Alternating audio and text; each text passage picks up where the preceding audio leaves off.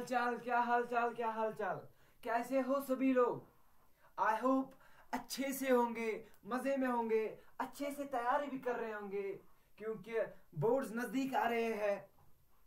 आज मैं लाया हूं आपके लिए एक नोट जिसका नाम है नजीर अकबर आबादी। दोस्तों देखिए क्या होने वाला है एग्जाम में। मैं ऐसे नहीं पढ़ाऊंगा नजीर अकबर आबादी का पूरा नाम वली मोहम्मद था, नहीं नहीं, ऐसे नहीं पढ़ाऊंगा।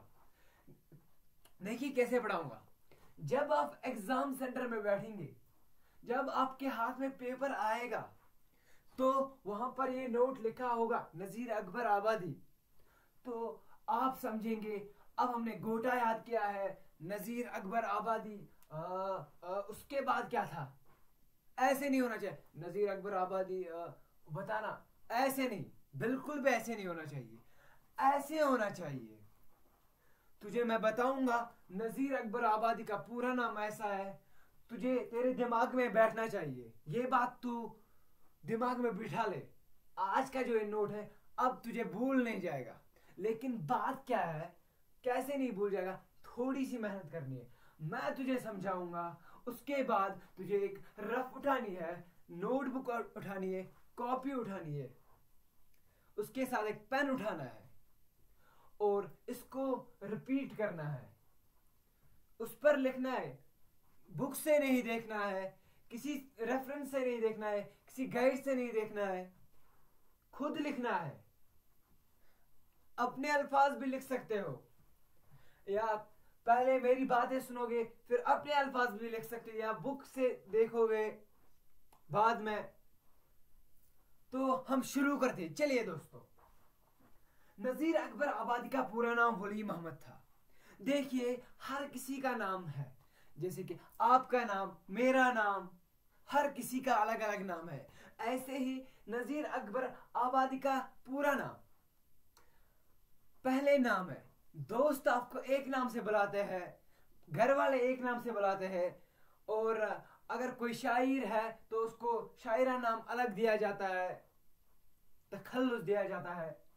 ऐसे ही नजीर अकबर आबादी का पूरा नाम क्या था, असल नाम क्या था?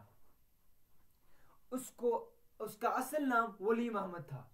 नजीर अकबर जो थे, नजीर अकबर शायराना नाम था। और पूरा नाम क्या था, असल नाम क्या था उनका? वली मोहम्मद था। हर किसी की पैदाइश कहीं ना कहीं होती है। आपकी पैदाइश कहीं हुई, मेरी पैदाइश कहीं हुई, बात तो सही है। देखिए ऐसे ही नजीर की भी पैदाइश हुई थी। कहां हुई थी सर, हमें बताइए। उनकी पैदाइश दिल्ली में हुई थी। वो कहां पैदा हुए? दिल्ली में पैदा हुए थे। नजीर की पैदाइश दिल्ली में हुई थी। तो नजीर, पहला पॉइंट क्या था, नजीर का नाम, असल नाम क्या है? वली मोहम्मद था। उनका असल नाम क्या था? वली मोहम्मद। उनका पूरा नाम क्या था? वली मोहम्मद। जो आपकी मर्जी आप लिख सकते हो, जो आपकी मर्जी आप लिख सकते हो। उनकी पैदाइश कहां हुई? उनकी पैदाइश दिल्ली में हुई। जब वो मतलब पैदा हुए तो वो दिल्ली में पैदा हुए। उनकी पैदाइश नहीं, वो दिल्ली में पैदा हुए, वो दिल्ली में पैदा हुए। आप अपने अंदाज से लिख सकते हो, उनकी पैदाइश दिल्ली में हुई, या नजीर दिल्ली में पैदा हुए, वो दिल्ली में पैदा हुए। जो आपको अच्छा लगे आप लिख सकते हैं, आप लिख सकते हैं। फिर क्या हुआ? फिर क्या हुआ? नजीर जो ही बढ़ते गए तो अपने खानदान के साथ आगरे में आकर बसे। मतलब जब नजीर बढ़ गए या छोटे थे तो फिर कहां गए?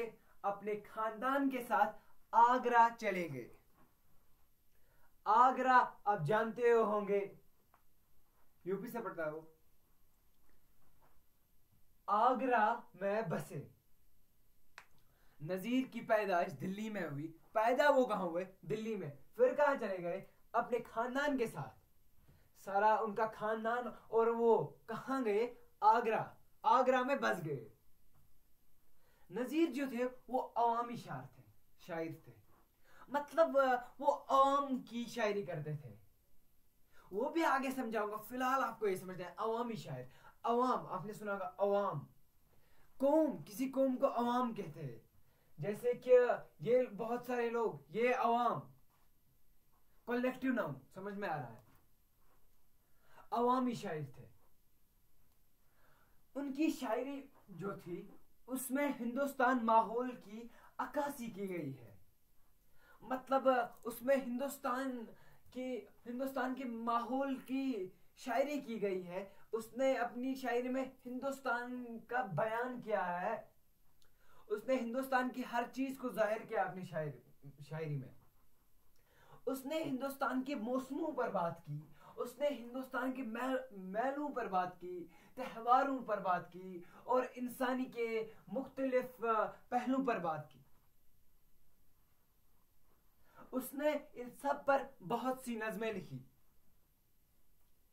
ऐसे हम कह सकते हैं इनकी शायरी में हिंदुस्तान की अक्कासी की गई है। यह पॉइंट बन सकता है। या नजीर की शायरी में हिंदुस्तान माहौल की अक्कासी की गई है। फिर क्या, उन्होंने यहाँ के मौसमों, मेलों, त्योहारों और इंसानी जिंदगी के मुख्तलिफ पहलुओं पर बात की है। बात कैसे की है? नज़में लिखी है। उसने बहुत सारी नज़में लिखी हैं इन पर। सामने के मौज़ूआत को, जब नजीर कोई मौज़ूआत मौजू उठाते थे, उसको क्या नजीर करते थे? वो सीधी सादी जुबान में बयान करते थे। कोई फलसफी होता है, नजीर सीधी सादी जुबान में जाहिर करते थे। ये इनकी क्वालिटी थी। यहां तक समझ में आया? तो लिखो ऐसे समझ में आया। यहां तक समझ में आया होगा। आई होप आपको समझ में आया होगा। मैंने क्या कहा यहां तक, अब थोड़ा रिपीट करते हैं। नजीर का जो पूरा नाम था या असल नाम था वो वली मोहम्मद था। वो कहां पैदा हुए, उनकी पैदाइशी जगह कौन है? वो दिल्ली है। फिर कहां गए? अपने खानदान के साथ आगरे में बसे। यहां तक समझ में आया? नजीर क्या शायर थे? अवामी शायर थे। नजीर अवामी शायर थे। अवाम के मुतालिक बात करते थे। उनकी शायरी में हिंदुस्तान माहौल की अक्कासी की गई है, या हिंदुस्तान माहौल की बात की गई है। और उन्होंने क्या किया? उन्होंने यहाँ के मौसमों, मतलब हिंदुस्तान के मौसमों, त्योहारों, मेलों और इंसानी जिंदगी के मुख्तलिफ पहलू पर बात की है। पहलू क्या होता है? फेजेस, मतलब डिफरेंट फेज ऑफ लाइफ। मेरी बात समझ आ रही है आपको? मतलब मैं क्या बताऊं, मेरा वक्त अच्छा चल रहा है, ये मेरा एक फेज है। मेरा वक्त बुरा भी हो सकता है, ये दूसरा फेज है। यहां तक पहलू इसको कहते हैं हम।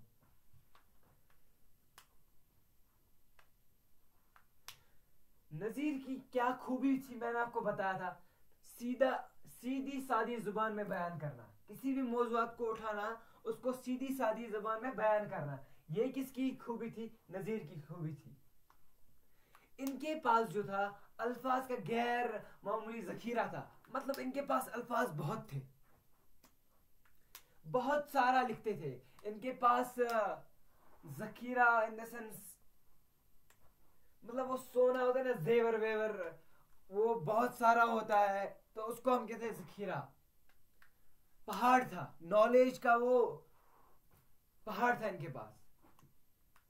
वो लिखते थे, अल्फाज बहुत थे इनके पास। यहां तक मुझे लगता है आपको समझ में आया होगा। मैंने क्या कहा? उनके पास मामूली गैर मामूली जखीरा था। वो मौके और मौजू के एतबार से मुनासिब अल्फाज का इस्तेमाल करते हैं। मतलब जो मौका होगा और जो मौजू होगा, उसी के हिसाब से वो अल्फाज इस्तेमाल करते थे, उसी के एतबार से वो अल्फाज इस्तेमाल करते थे। और नजीर जो थे, उनकी शायरी, उनके कलाम में तासीर था। मतलब किसी के कलाम में जब हम किसी की शायरी सुनते हैं या कुछ सुनते हैं, वो हमें फील कर जाता है। ऐसे ही नजीर के कलाम में वो तासीर था। इनकी कुछ फेमस नज़में रोटियां जैसे बंजरनामा, मुफलिसी, होली, आदमी नामा और कृष्ण कन्हैया का बालपन वगैरह इनकी मशहूर नज़में है। ये नज़में कुछ है, इनको अगर याद कर लोगे तो मुझे लगता है याद ही करना पड़ेगा, क्योंकि अच्छा, पहला क्या है रोटियां, दूसरा क्या है बंजरनामा, तीसरा क्या है मुफलिसी, होली, आदमी नामा और कृष्ण कन्हैया का बालपन वगैरह। इनमें से दो चार लिखना या दो तीन लिखना कोई बात नहीं, चलेगा। उनकी मशहूर नज़में, ये कुछ उनकी मशहूर नज़में है। इसी तरह नज़ीर, जो मैंने आपको पहले भी कहा, हिंदुस्तान के मुख्तलिफ मौसमों, पहलुओं और शख्सियतों पर नज़ीर की नज़में भी अपनी पहचान रखती है। जो नज़ीर की पहचान है वो किससे है, वो हिंदुस्तान के मुख्तलिफ, मतलब वो लिखते थे अवामी शायरी, मैंने आपको कहा था वो मौसमों पर लिखते थे, फूलों पर लिखते थे और शख्सियतों पर लिखते थे। ये उनकी पहचान है। और वो जो थे वो एक मारूफ शायर थे, मशहूर शायर थे और अच्छे शायर थे।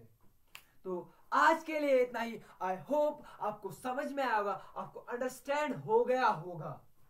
ये जो ये नज़ीर अकबर आबादी है, इसका नोट बहुत इजी बन गया होगा आपके लिए। आई होप तो अच्छी रखनी चाहिए, और मैं ये होप रखता हूं आप बोर्ड एग्जाम्स में बेस्ट करेंगे, आप बोर्ड एग्जाम्स में बेस्ट करेंगे।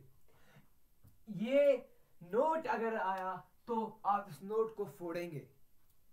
हैंड राइटिंग मेरी थोड़ी कमजोर है, उसको कोऑपरेट करना। अगले लेक्चर में इंशाल्लाह अच्छी हैंड राइटिंग होगी।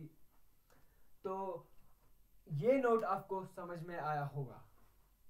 ये नोट आपको थोड़ी सी प्रैक्टिस और करनी है, रफ लेना है, उस पर एक और पेन लेना है और लिखना है, अपने अल्फाज से लिखना है। जो अपने अल्फाज होते हैं ना, फिर लिखते वो नहीं भूलते भाई, वो नहीं भूलते। आई होप आपको समझ में आएगा। थोड़ी सी प्रैक्टिस करना, ये ज्यादा भी करोगे तो आप फोड़ोगे। Hope for the best. Bye bye.